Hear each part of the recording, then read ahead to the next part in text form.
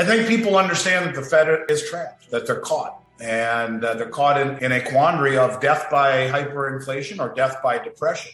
And when you have asset prices where they are right now and starting to shake, Paul Volcker in 1980 raised the federal funds rate to 19.75%. That's getting serious about inflation. What they're doing is jawboning. And I guess we'll see how much the markets can really take. But I think people are realizing that, and people are buying gold and silver right now, not to get wealthy, but because it is and represents wealth.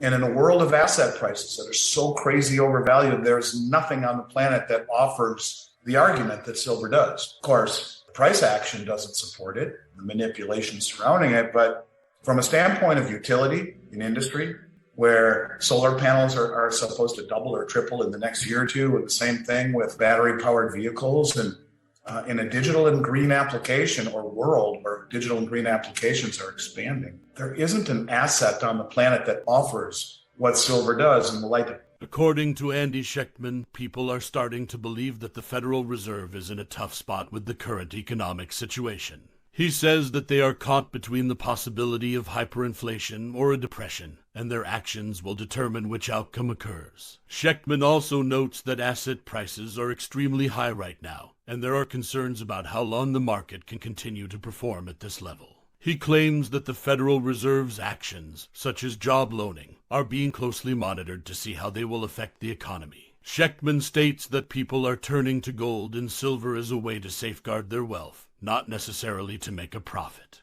He highlights silver as a particularly valuable asset due to its usefulness in industries such as solar panels and battery-powered vehicles. Schectman believes that the current price of silver is still relatively low compared to its actual worth. In his opinion, in a world where digital and green applications are gaining more traction, silver could become even more valuable in the future. Everything being blown up, silver is still under half of what it was. That's why people are buying, because they're afraid. They see inflation, they see the frailty of their investments, and they realize silver is, even though it hasn't expressed itself yet, represents maybe the best value in the investment universe. I don't see anything that offers the value that silver does.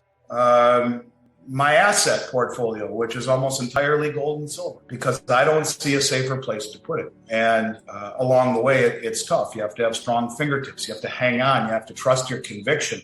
And ask yourself, why is it the most concentrated short position in any commodity traded on COMEX?